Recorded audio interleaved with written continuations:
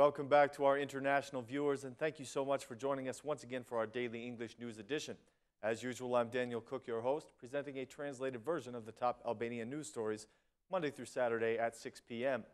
The Venice Commission has included the Albanian justice reform in its agenda after the document was prepared and submitted by the foreign and Albanian experts. The proposals have been in the agenda since October 9th, and they are displayed on the official webpage of the Commission. The Venice Commission has set October 24th as the date that the head of the Justice Reform Commission will present the proposals. Meanwhile, the 53 amendments of the Democrats will be reviewed in the December session. The Democratic opinions have been submitted to the Commission, and sources from the party say that they will be published within 24 hours. The same sources confirm that the Democratic proposals will be reviewed and considered in December. It seems that the approval of the Venice Commission will be the test that Albania must pass in order to realize its justice reform. So far, the parties are saying that they will accept the opinions of Venice on the points of the reform on which they do not agree.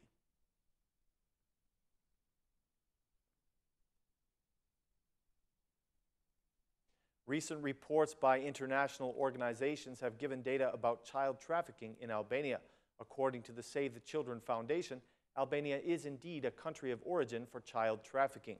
The report highlights that Albania does not fully comply with the minimum standards in order to eliminate human trafficking, but that the continued efforts of the government to move in this direction are apparent. The new national strategy against human trafficking for 2014 through 2017 foresees further improvements in this regard.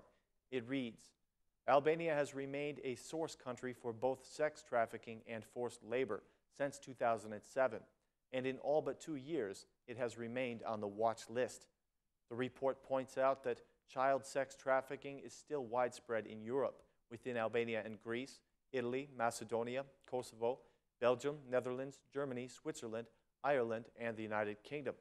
According to data from the Interior Ministry, there were 94 trafficking victims identified in Albania in 2013, but only 27 of them were given state-provided shelter. The remaining 67 were supported by NGO shelters.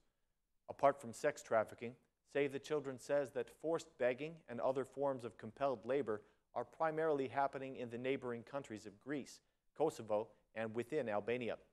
Roma children are especially at risk. Based on this data, Save the Children and UNICEF recommend that the institutions undertake the necessary steps to offer the appropriate protection for our children. An activity was organized today to commemorate the 12th anniversary of the beatification of Mother Teresa. On October 9, 2003, Pope John Paul II beatified the Macedonian-born Mother Teresa of Calcutta, who died in 1997. 12 years have now passed, and the day has become somewhat of a national celebration. Present at the activity today, Prime Minister Edi Rama spoke about humanitarian values, saying that the benefits of volunteerism are great. Mr. Rama expressed the pride that he feels about the origin of Mother Teresa, adding that this is a special day that conveys a great deal of humility. Since volunteer initiatives are not yet a culture of the Albanians, the government will soon be drafting a special law on volunteerism. The Minister of Social Welfare, Blendi Klosi, announced that the creation of a legal framework on volunteerism will help establish a volunteer culture in the country. Agnese Boyaji, who is more commonly known as Mother Teresa, was born in Macedonia on August 26, 1910. The renowned Albanian humanist received the Nobel Peace Prize in 1979 for her humanitarian contributions and her care for the needy people.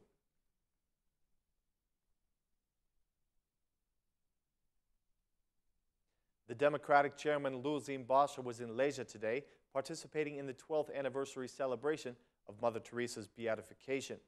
Praising the historic figure of Mother Teresa, Mr. Basha appealed to the Albanians that they must unite for the good of the country, which is going through very difficult times. He said, October 19th is a special day for all Albanians. We are all proud of Mother Teresa, who was always close to people in need. By giving help to everyone, Mother Teresa set a great example for us. She is a reminder that we must consider the needs of others. We should all come together for the good of the country and remove the evil from Albania, said Basha. For several days now, the Democratic leader has been on a tour all around the country, speaking to its citizens. Basha has promised to draft a new program to come to the aid of businesses and farmers. Today, he met with the Leisure Business Association, with whom he discussed the government's recent operation against informality. According to Basha, the operation has decreased the state budget by $35 million. He claimed that the citizens are consuming less because they have lower incomes, and said that the government's procedures must be more transparent. Basha announced that the Democratic Party is preparing a national rescue package, which will ensure that the agricultural sector will only have one tax, the land tax. He also promised that there will be subsidies for all farmers and not only for the favorites of the government.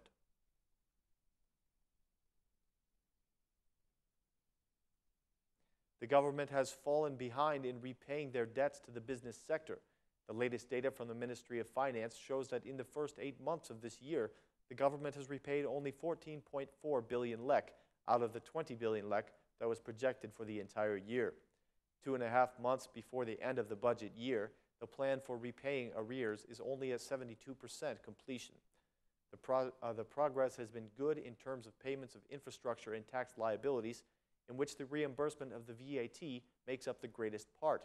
However, progress has been slow in the repayment of bills on judicial rulings, expropriations, etc., for which the plan is only about 69% complete.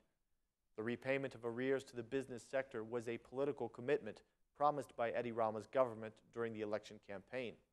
Initially, the commitment was to pay the total amount of about €500 million within 2014, but the strategy was postponed and spread out over 3 years.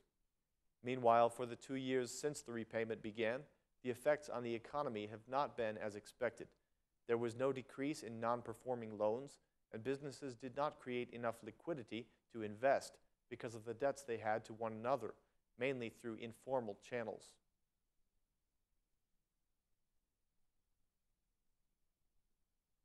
The Minister of Agriculture, Edmond Panariti, met with a group of Duras fishermen today, promising them that the tax fines would be removed from the fishing industry. $14.5 million have been invested in the new fishing port, but it is still not functional. Panariti admitted to the farmers that the project was not implemented properly, and among other things, he promised to establish a site for building and repairing fishing vessels. Mr. Panariti said, "I completely agree that this port may not meet the parameters for which it was built. You will get a favorable price on diesel fuel, and this is the most sensitive factor because of the cost of fuel making up 60% of the cost of fishing. For the fishermen, the expansion of the port is a significant need since it reduces their labor cost. The head of the Fishing Association says that the fishermen cannot even dock a small boat at the port. Various professional fishermen who have been operating for many years in the industry claim that the current situation of the fishing fleet is extremely poor."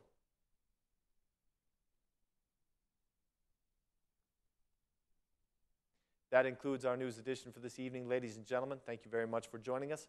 Please be with us again tomorrow at the same time for more translated news in English. Thanks, and have a great night.